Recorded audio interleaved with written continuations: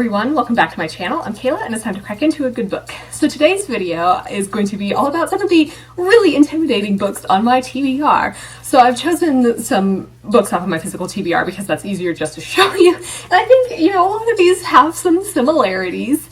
I've been kind of hesitant to pick these up for different reasons, but I figured we could kind of go ahead and chat about it. Before we jump into the books, leave a book emoji in the comments to let me know that you're here. So we'll just go ahead and get started. These are in no particular order.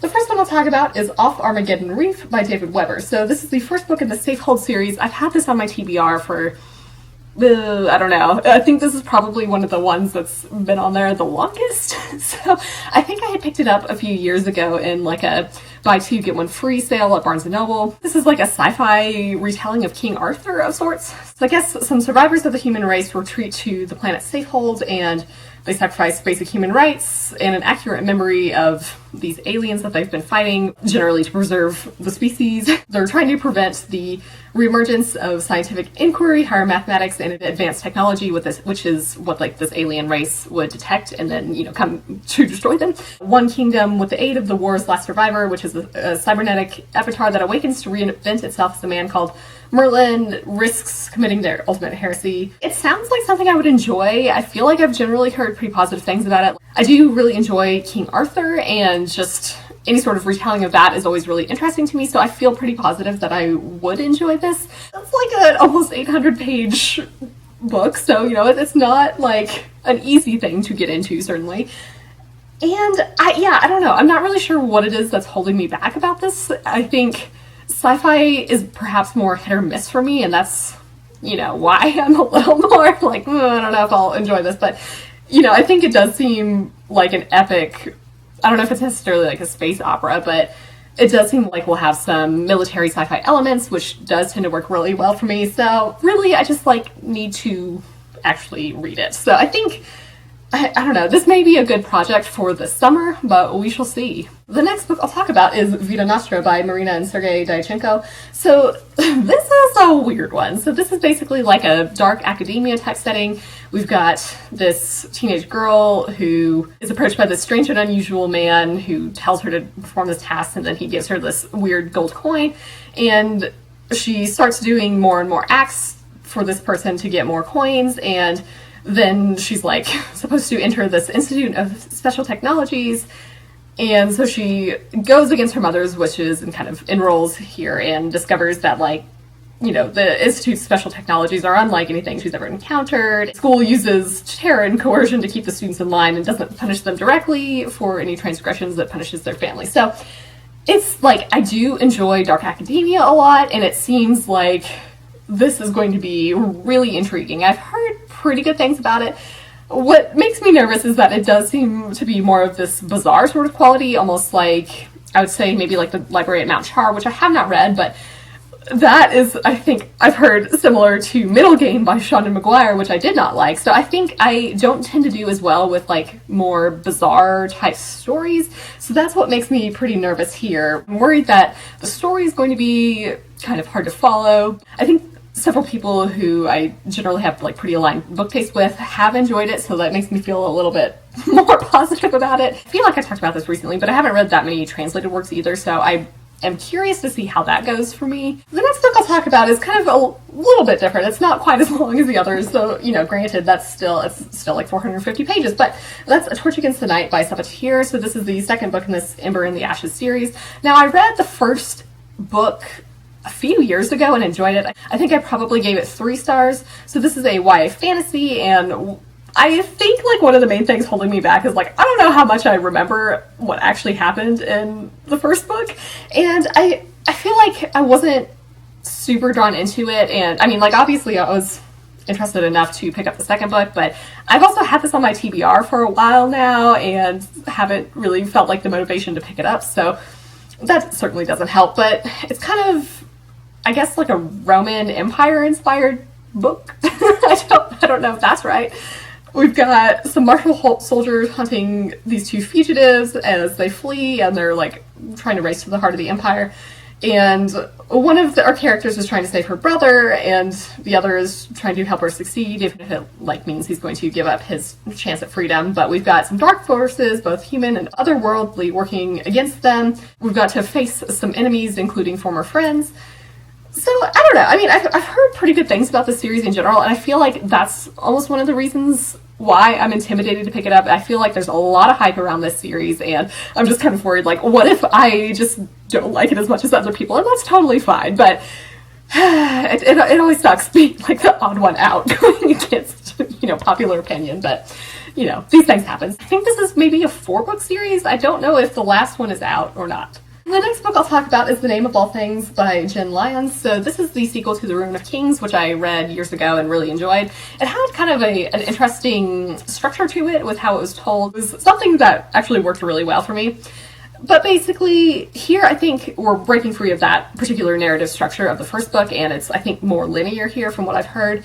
And essentially, our main character is on the run and ends up encountering this mysterious woman. They're, fighting against a secret rebellion, this dragon, and a wizard, and we've got some powerful artifacts.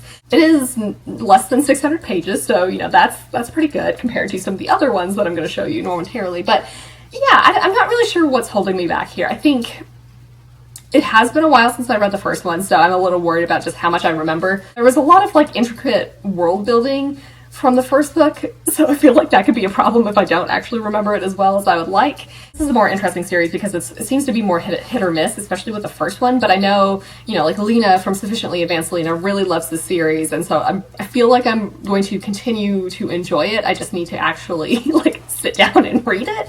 So, yeah, I think the third book was released last year, and the fourth one maybe comes out later this year, so it's one of those things where it's like, oh, I really need to get caught up on the series, but have been reluctant to do so for some strange reason.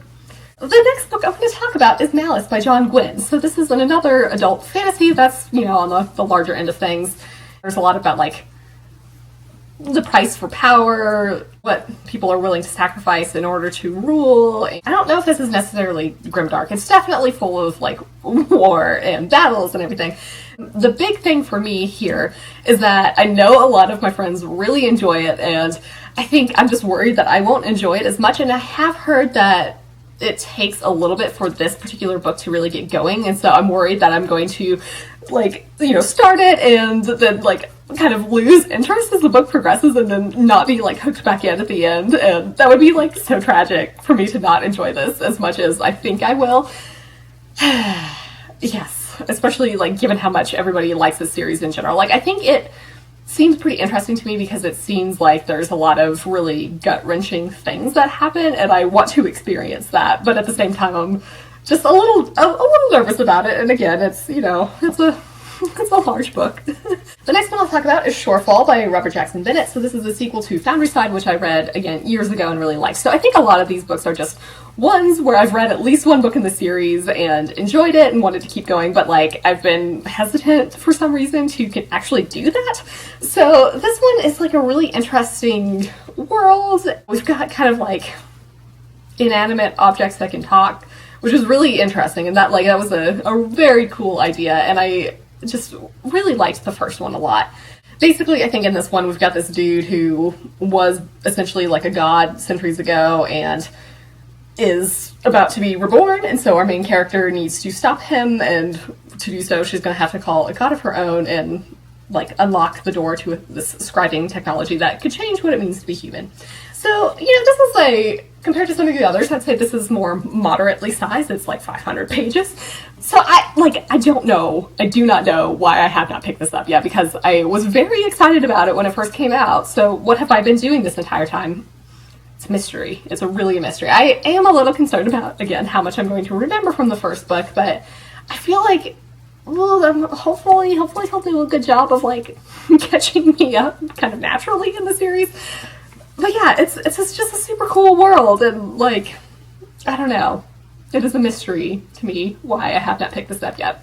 The next one that I'll talk about is The Light of All That Falls by James Islington. So this is the third and final book in the Lycanius trilogy, and now take a look at this. This is certainly one of the more hefty books on my TBR, though, like, interestingly enough, it's only 830 pages. I thought it would be a hell of a lot longer than that based on how big this is. I guess maybe the pages are larger, but I think, yeah, the size here is, I think, the main intimidating factor. But also, I read the first 2 years ago and do not remember really any, well, I remember a decent amount about it. And I think, for me, like, when I start reading books again, I can kind of be like, oh yeah, I remember that, you know. So it should be alright. Oh shit, hell yeah, there's a high-level refresher here. Oh, that is so helpful. I feel like that is something that we should just normalize doing. That would be amazing. I love a good recap at the beginning of a book. Oh, well, now I feel much less intimidated to start this one. So anyway, this is definitely like a high fantasy. We've got some characters trying to maintain this alliance, and, you know, dark forces are closing in on the capital. We've got, I seem to remember some, like, weird, timey-wiminess, perhaps, in previous books, and prophecies and things like that. We've got some sacrifices that have been made, and, you know, choices that have been made that may or may not have some consequences. But this is definitely an epic fantasy. I do seem to remember really loving them, and it's, like, fairly easy to read, so, like, and pretty fast-paced. The font is also, like, pretty large, so really I should just finally get to it. Speaking of large, chunky books, yes, we have another one, which is The Priory of the Orange Tree by Samantha Shannon, so let's see how many pages this is. Also only 830, that's interesting, okay. This is a standalone adult fantasy, but we've got dragons. You know, the divided east and west that are refusing to parlay, forces of chaos are rising, there's a queen who needs to conceive a daughter to protect her realm from destruction. We've got an outsider at court who is now a lady in waiting, and she's loyal to some hidden mages or something, but this one seems more divisive, and I think, like, I mean, it is obviously a large, chunky book, and that is one of the intimidating factors for me, but also it seems much more hit or miss than some of the other books. Like, with some of these other ones, I have read books in the series and enjoyed them. Other ones are ones that I think have more generally positive reviews, but this one seems to be all over the place. And I have heard that, like, it would have been better if this had not just been one standalone book in terms of some of the development that we get. So I'm kind of curious to see just how I react to some of this, and, like, perhaps this would be a good one to do a vlog on, because it is, you know, a self-contained story. So, you know, I guess if you're interested in that, like, let me know in the comments, and perhaps that's something I will do. Another thing that makes me a little bit intimidated about this is I had read, I don't even remember what it was called, but, like, the Bone something, I don't know, whatever the first book in her other series is. I listened to that on audio a few years ago and, like, did not really love it. So I'm worried that I'm just not a fan of her writing in general. So, like, that would kind of suck, you know, with this large book and my problems with DNFing books. But it is a really, you know, really pretty cover, so I just need to, you know, buckle down and actually do it. So the last book I'm going to talk about today is The Shadowland by Elizabeth Kostova. So that she wrote The Historian, which I read, like, way back in the day. I think probably when it first came out, which, like, who knows when that was. I don't have anything to look it up right now, but that was more like vampire stuff, and I think I got this a few years ago. They're, like, my library does summer reading programs, and they let adults participate, which I'm like, yes, like, let me destroy this, okay. So their prizes are generally, like, you know, they have some books for you to choose from. Sometimes they're ARCs, sometimes they're finished copies like this one. So I think the pickings were a little bit slim when I, like, completed whatever the reading challenge was, so I ended up going with this one because I was like, oh, at least I, like, recognize her name. So this, I think, is not my usual genre, and that's one of the reasons why I'm a little intimidated about it. It does look like it's also, like, 480 pages, so that certainly doesn't help. We've got an American woman going to Bulgaria to, I guess, kind of cope with the loss of her beloved brother. She helps an elderly couple into a taxi and, like, realizes she accidentally kept one of their bags and finds this carved wooden box that has human ashes.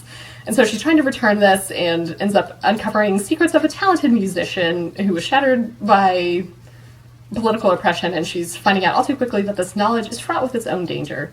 So, I mean, this seems like it could be interesting, but it's more like general fiction, I think. You know, at least with The Historian, that had more of, like, this vampire aspect to it. I don't think this has any supernatural stuff going up for it, so that's, like, you know, this may or may not go well for me. Like, I don't pick up that many just general fiction books. It says it, you know, talks about like learning more about Bulgarian history, which I generally know nothing about. So I think that could be good. It all depends on the pacing, right? Like, if it's fast paced, that should be okay. Like, I can get through things pretty fast, but really have no idea what to expect with this. So that's kind of, I think, why this one is a little bit intimidating to me.